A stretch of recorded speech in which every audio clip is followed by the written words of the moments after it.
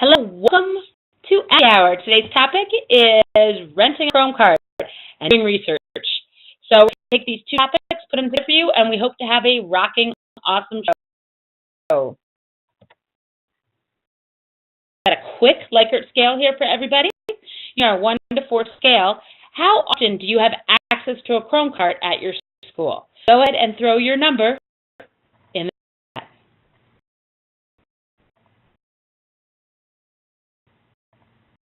Some folks that have a full-time cart, how absolutely wonderful.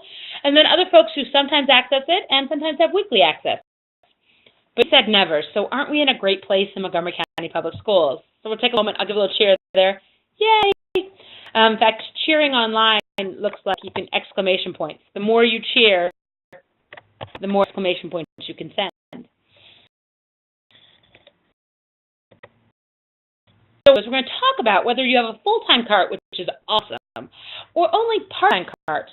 We're going to talk today about what you can do when you get that cart in your classroom. And we broke this down into kind of a model that uses the research model of a guide, which is a MCPS model for research, as well as our technology integration continuum. And we kind of looked at them together, and we came up with a plan to kind of let you know that even if you have just one day with a Chrome cart, how you can make it as meaningful as possible. And this is our agenda, and we start with that integration continuum. If that's new to you, we're going to tell you what it is, and we're going to go into that research process, and then show you some rocking cool skills and tips and tricks. If you're okay with this agenda, please give me an emoticon in the chat. So start with this continuum.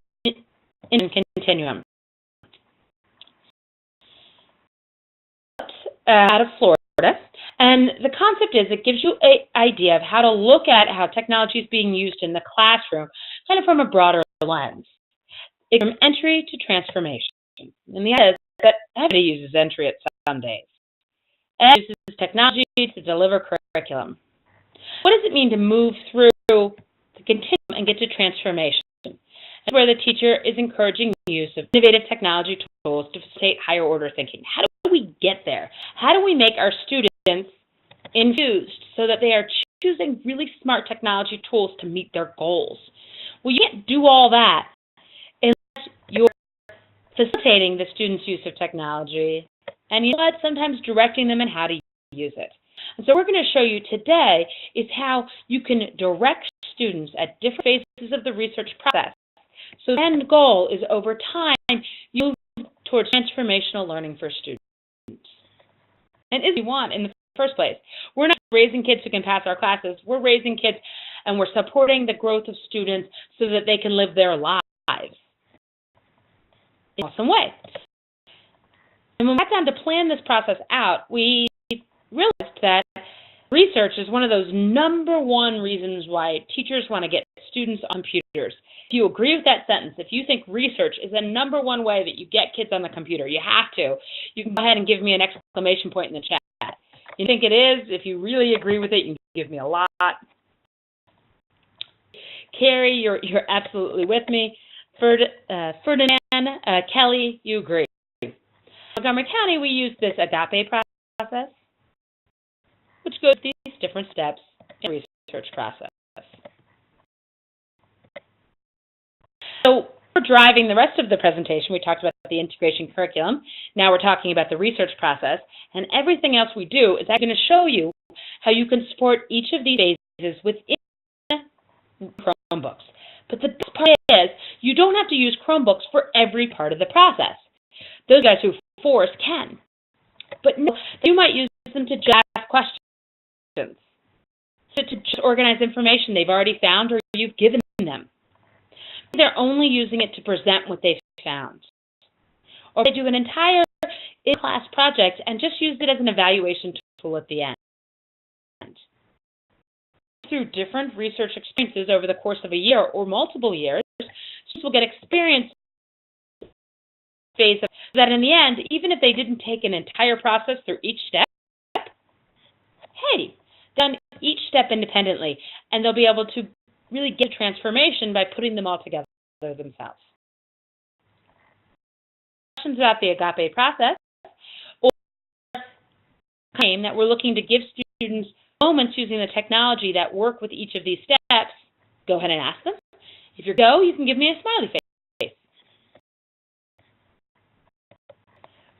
So now let's jump in. I'm going to show you my computer screen. That's what's going to happen right now. We're going to talk about this first phase of asking questions. And the two areas we're really going to identify are, or focus on, let me say, are identifying that research problem and analyzing the problem by finding the questions. And then we actually read about the topic. So we're going to give you 3 tricks. My computer screen is going to change. No worries, that's supposed to happen. And I'll be back.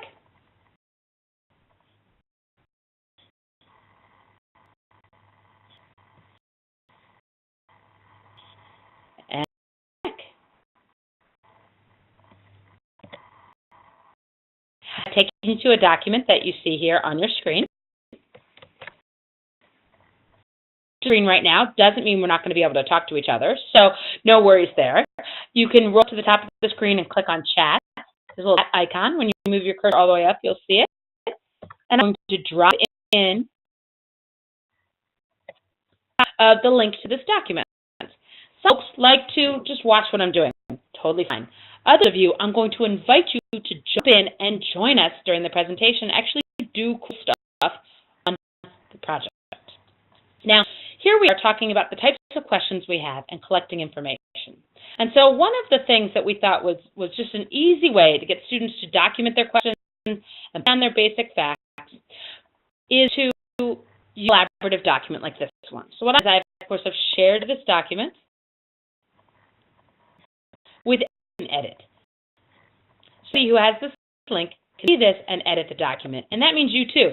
That means my anonymous IBEX up here, you can as well. I'm going to invite folks to do right now. We want your students to list their projects and to kind of tell you what they're thinking about. And this project is on the best places on Earth. You just invite them to a common document and they can type in, and right now, this information on the document collaboratively. And it's a really efficient way for your students to do so because they can do it on the same document together.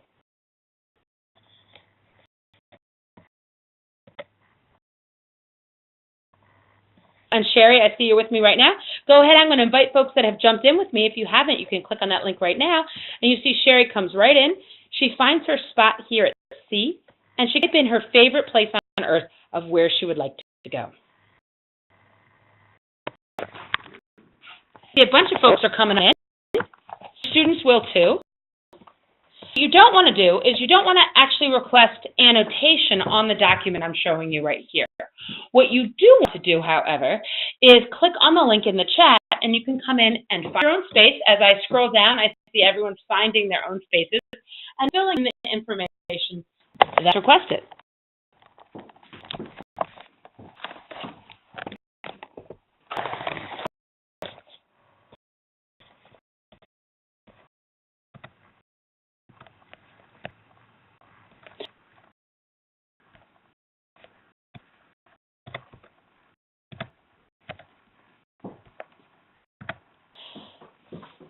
Now, you can all come in and you've typed in your different places. So maybe these are the topics, this is the question you're trying to go with, you're trying to fill in your information. In this very first phase of the research project is refining the topics, right? So how to do that? What we're going to suggest, I'm going to move this a little, is that you can find, when you find someone's topic you like, I'm going to scroll down here. I'm going to Mitchell and Cape Town. I'm going to highlight the word Cape Town, and I want to give feedback to her on this project topic. And I'm going to come up to comments up here. After I get some text, I'm going to click comments. I'm going to add a comment by clicking on comments. And I'm going to ask her, Cape Town. So I'm assuming South Africa, but it might be somewhere else. Yeah, I'm right. And that's the second way students can do this first phase of the process, which involves giving feedback and comments on each other's topics. And getting students together to share their topics, a document at the beginning really helps them refine and think about what they're doing. And give feedback on these two parts as well.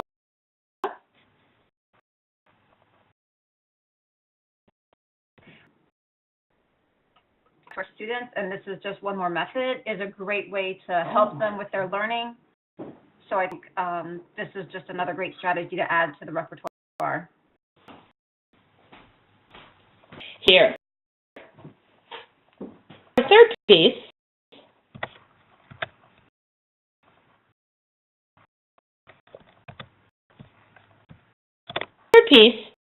is going to take us a little bit over in this one, and it's going to take us into something really neat. So in this first phase, I'm going to stop sharing for just a quick second.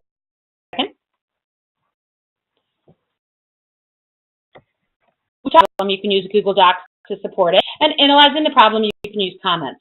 But this third one is a read about the topic or issue. And this is a really good idea to really focus students. It's a hard one to do. You can agree with me in the chat if you want to. It's a hard one to do when you go to the media center and they're really excited on the first day of research, depending on the kids and the level and the grade you have. So how do you get them to focus on this project topic? Let me show you. I'm going to switch my screen again, and I'm going to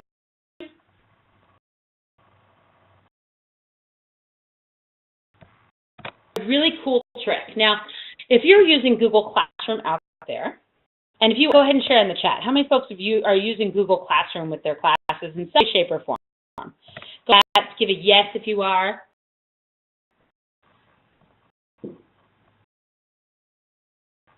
So they're a vehicle for sharing information with students. How many of you guys have used one of these ProQuest databases there in instruction? How about a yes to that? These are so cool.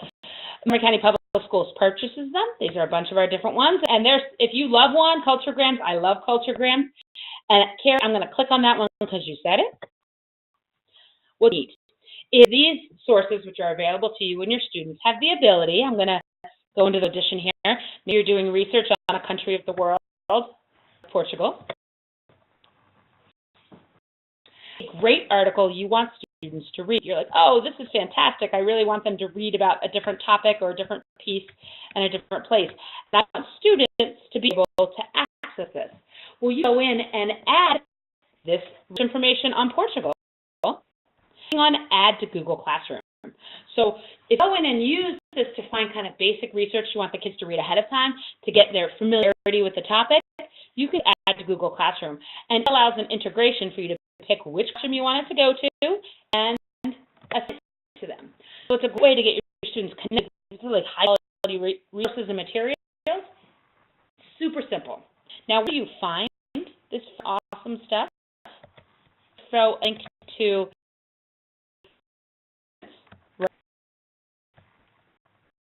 back and take a look at these guys, because Knowledge Source, Discover, they're great resources for you.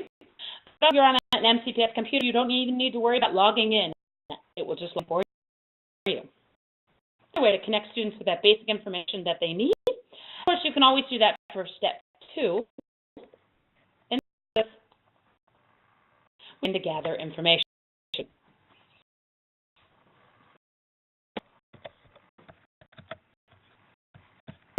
Gather information. We're going to talk about 3 different ways. We're going to focus on how you can search for information, and of course, how you can record notes and information. My change, and I'm going to jump you right over back to that original document that we start our process with. So if that document on your computer, you absolutely can right now.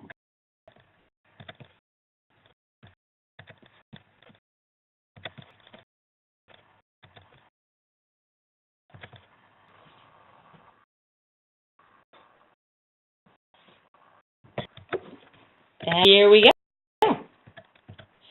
Okay, so you, I can see you guys are all with me in the document, which is fantastic. And now we're in that next phase where we need to gather information. Say yes if you have. Have you ever clicked on this fun little thing down here at the bottom, this little icon, and it says Explore? Sometimes it's bluer than otherwise. But anybody ever clicked on that one before? If you have, give me a nice yes in the chat would be awesome.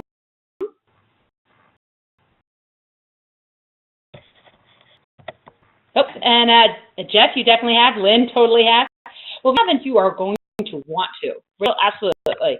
When you click on it, what it does here is it allows you to search Google from within your document. So my favorite place on the earth is Sandbridge, Virginia, and I Google it, I can just search Sandbridge, Virginia, and I suddenly get all this information about it. All these facts, I can switch over and get images and pull. I was just here over the spring break. I dropped my images in on my topic, and I'm going to invite any of you guys who are looking at the screen right now to do that right now. Can you find an image of your favorite place on earth and just drop it in here? You'll also find that if you find information that you want to highlight and drop over, bring the information over, and if you click the little cite as footnote, it's going to automatically cite the source for you. So that's part of that gathering information where you need to make sure to cite your sources. It's going to do so for you here right now. I'll invite Lynn on. If you share kind of any other kind of hints about using this in the classroom, why you like it, why it works so well for students, go ahead. My this very often with students because it keeps you within the document. It's so nice when you don't have to open a new tab or go anywhere else to access great information, dragging images in, or just getting what you need right there. So it's a very useful tool. It's one that you need to get used to using and train and teach your students to use. So we would start at the entry level, and then we'd grow that skill so that hopefully students would eventually become transformative when using it because they're just going to go to it when they need it. So, yay! You have a gorgeous picture of Spain, Trinidad, and Tobago, one of those guys in there. Oops, and you just made it go away. But it is so flexible, and it's really pretty powerful when it comes to documenting students needing to know where to record their bibliographic information. If you haven't, go ahead and try clicking on the little quote to the name, and you'll see how these pieces of information, once you bring it over, automatically stay documented for you, which is just super helpful. In addition to the that you can have in documents, using, I'll show you one more time just in case, down here, Explore, you click on it, you can see anything you want within your documents, and of course can drag and drop things over. Trick we have for you is from going back to culturegrams where we were before. Information you like, these tools, particularly ProQuest, which I picked for you, that's the company, have an ability to link to your Google account. And this allows you to save information you find to your Google Drive. So when students come in and start looking for information, they can connect right to Google. So it makes these tools, while they've always been really valuable and rich, it allows that next step to help keep them organized and efficient within their searching. So I'm doing that next phase where you gather information that you can find information like this gorgeous picture right from the Google Doc. And if you go back to those databases, they now have the ability to allow you to save your files to your Google Docs so you can access them later. Some of them have even started when you highlight them. This, let me read. You get a little ability to just highlight and save your notes that way. Culturegrams doesn't do that yet, but some of the other ones like Discover do, and it's really cool. Questions, throw them in the chat, and if you don't, please give me a smiley face.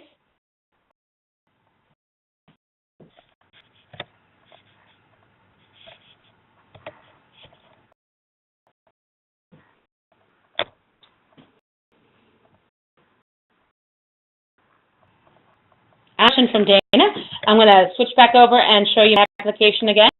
Anytime you come to any Google Doc, so to a Google Doc here, this is a different one, you'll see at the bottom on the lower right hand of the screen this little thing that says Explore, and it's from any doc. Out right here. In fact, if you see it even in slides, the same thing comes up. So I'll show you in there. This happens in Sheets as well. And it's really, they kind of shifted. They used to call this Research. So you go up to Tools and see Research, but now you see Explore. So that's the second way to find it. From Tools, Explore, and the same thing will pop up right here. In fact, you already have something highlighted when you Tools, Explore. It's it's already going to Google search for you. Same, I've now jumped over here to research example. This is just the slides that's been turned horizontal. And you'll see down here it has this little Explore button here as well. So it will work right within really any of the Google products. Great question.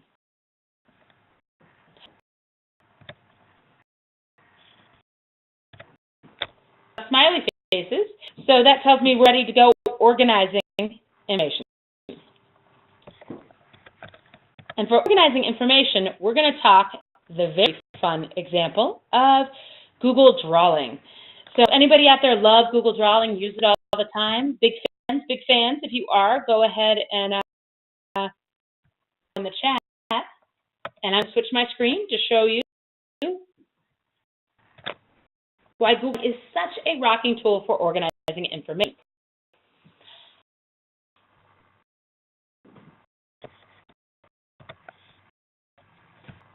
A couple of folks, let's see. A couple of folks have never used it, but others have used it for icons. So I'm going to show you something really cool you can do with it. What is Google Drawing? Well, it's just a drawing tool. It just lets you draw. It's that simple. But because it's collaborative, it takes on a whole level of power. And I'm going to open up my favorite here, Venn diagrams. So we made this one, and I'm going to drop it in the chat. Any of you guys who are logged in with your MCPS accounts can click on it as well. It's two circles. I'm using these delightful tools up here. This tool here, which is the text box, to write a topic.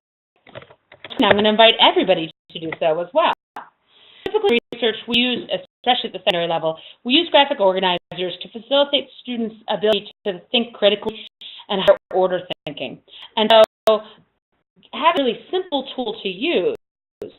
We can actually do something like this, a diagram, collaboratively, is really efficient and really effective. So I'm just going to say, people who like the reasons for the beach, and some guys like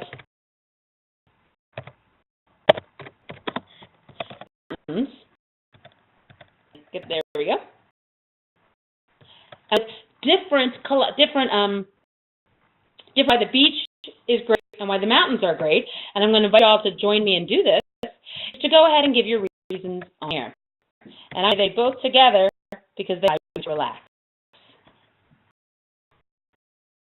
Mentioned, I would be able to edit this, so I'm going to make sure to edit that. Let's get and add to this Venn diagram of reasons to vacation at the beach or the mountains.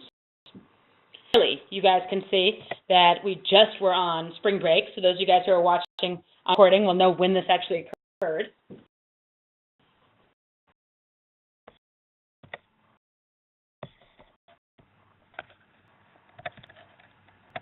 And the way to add in text is to come up and find this little text box and just draw anywhere on the screen.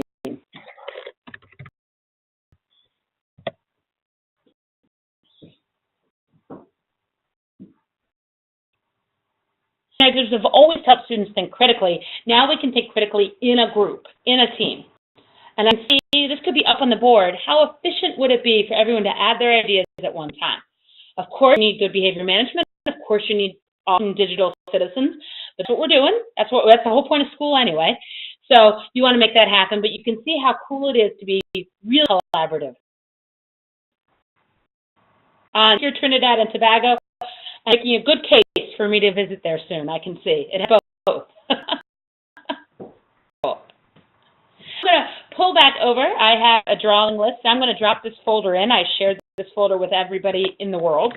If you love any of these, I just read through them myself. You can use them. And Lynn, you want to add in anything about why you like drawing? And why you like them over some of the other more complicated tool apps out there like Lucid Charts and MindMap? Most simple things, they're good for drag and drop. You can actually create little drag and drops for your students. They're great for collaboration, obviously. You can get multiple students in a document once you drop it in. So it's easier. It's another app that they have to learn or go to. It's all right there in the suite. And once you get your skills going with Google Draw, I think you'll find it a very useful add to your Google Suite. Put it right to your doc. You love it. Kids love it. It's just great. I'm a Google girl. Love the Google stuff.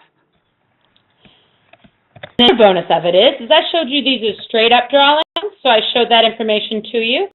But if I am in a Google Doc like this one, I can click Insert and a drawing, and I can make a drawing right within the document itself. And this is where I started using it. I don't often make individual drawings myself. Truth be told, I'm in and make my Venn diagrams right here, and it comes an image right within my page. So another useful way you can get it in there as a repertoire, but also embed it within your Google itself. Throw them in the chat. If you don't, give me a smiley face before we jump into prepare and present.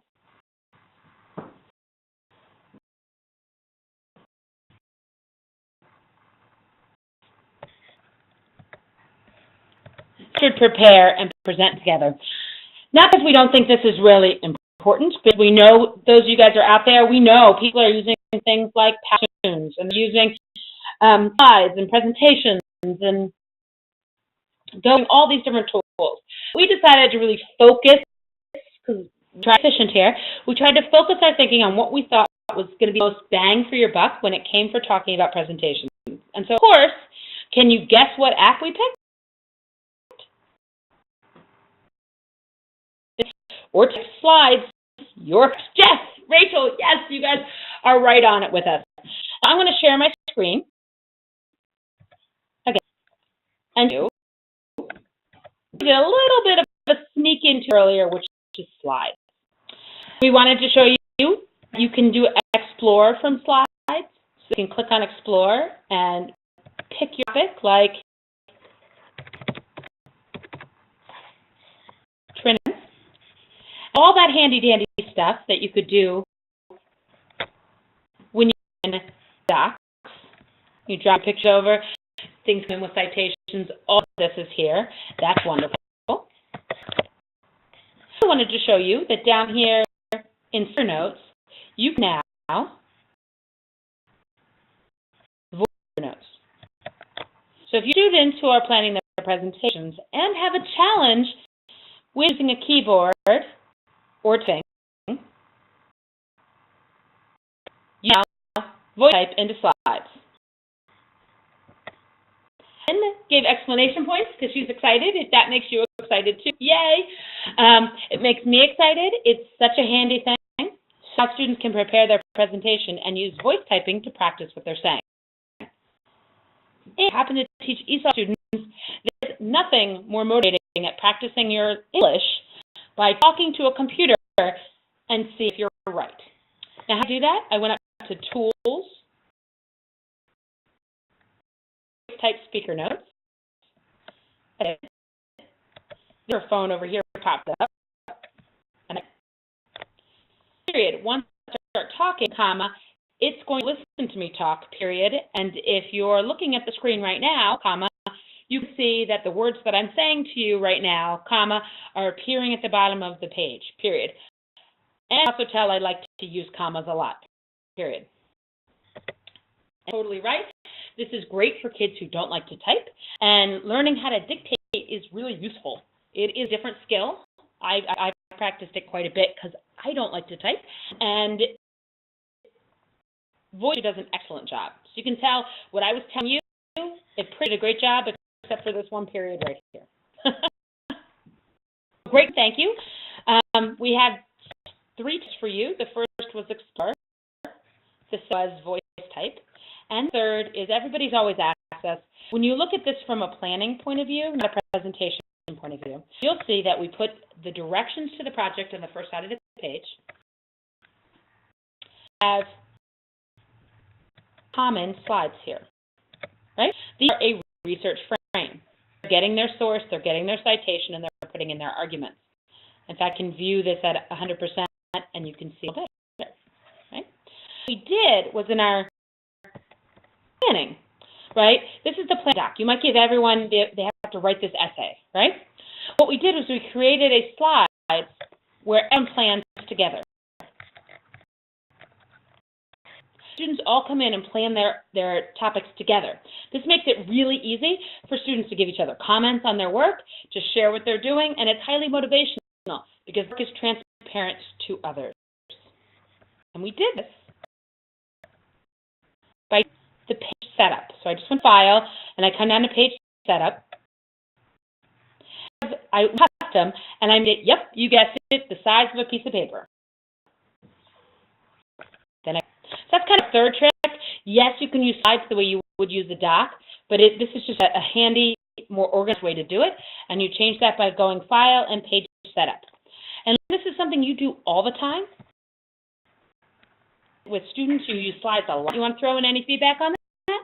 Yeah, it's something we're teaching this course right now, and I probably sent the URL to how to use a Google slide as a doc to about 10 people. So yeah, I think it's extremely handy. The reason is you can learn, you can color, you can blur, and you can move your images freely on the page. So even though it's a document, it's a slide, and you get all the functionality of a slide.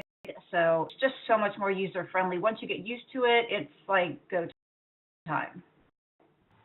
We'll share added bonus that even though you can't put sound in there, I know, Kelly, we're like, come on, guys, you can insert videos from YouTube. So if your students have videos of themselves talking or narrating, you can come in, and once you find video, super simple. So if you've ever struggled through trying to get one to play in PowerPoint, like really, or you've tried to do it in Active Fire, I guess it's not really that hard there, but nonetheless, if you've ever done that, you'll find it refreshingly easy to add videos that have been posted on YouTube. Got this? Go ahead and press. Oh, and if you don't, you can give me a smiley face.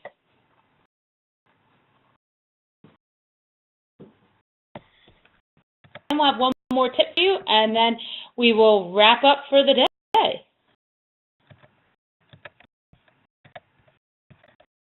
Wait. This is a step that loves to get forgotten, but always needs to be remembered, and that's where students will evaluate their process and their product. And this is a fun one because this is a great standalone. You've done everything else in this process just using the Media Center, just using paper-based resources. All of this could be done with books. And then to the day, the students actually present it. That evaluation in there is a great standalone day to have the Chromebooks with you. So if you have one shot, this is an easy one shot for you. And I'm going to share in right now a Google form. I actually want everyone to click on it and take it. I'm going to screen, show this Google form to you, and show you what I'm talking about. Make sure, of course, that I am on the right page with you. So what is, oops, now I've dropped the right link in there. Let me make sure I get that for you guys.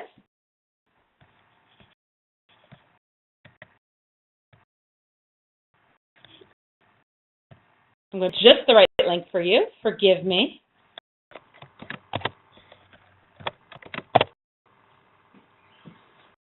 Is this actually, if anyone ever does a pro-con, if they ever do a debate, maybe you're in that fourth grade O-Now project and students are making predictions of which water collection devices are going to work best.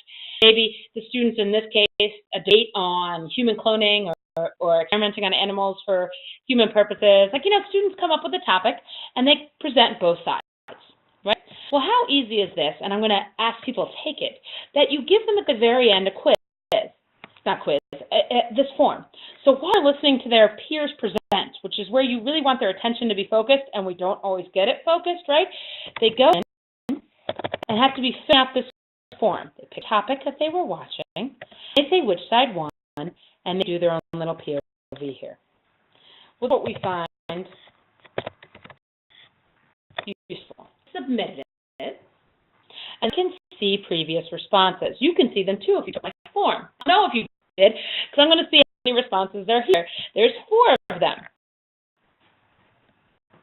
And now, which topic are we reviewing? And then, which topic won?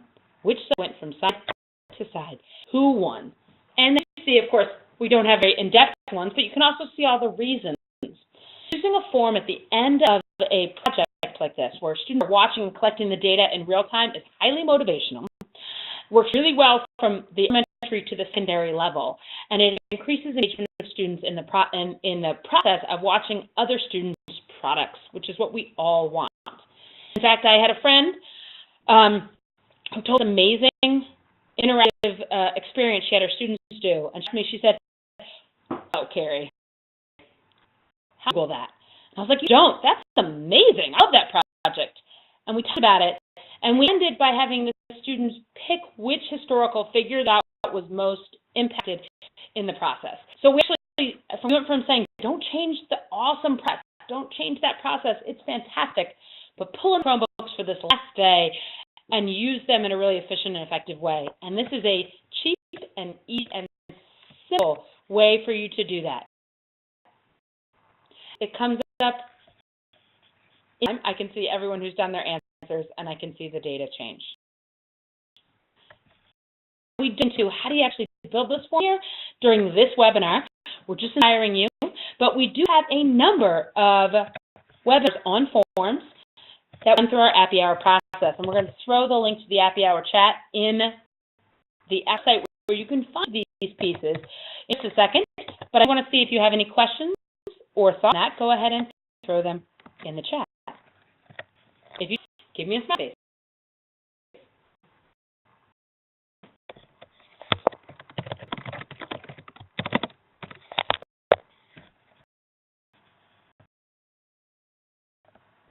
So not all of us have the ability to have Chromebooks all the time, but when we use them, we want to make sure they're meaningful.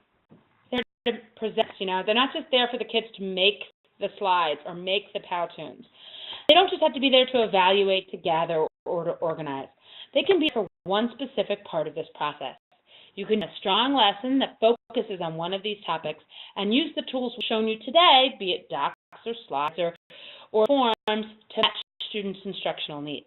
By focusing really specifically on teaching one step of the process using the tool, you're working to make the students independent learners. You're starting at that adoption where you're telling them this is how you do it, and then they're practicing it. And over time, as you repeat the process, the students will begin to be able to independently explore and make choices. And eventually, once you put the pieces together, you're going to have students that know how to choose the right technologies for themselves and use them to facilitate that higher order thinking, which is our goal. Yay! With that said, you want to jump in and kind of give any parting thoughts?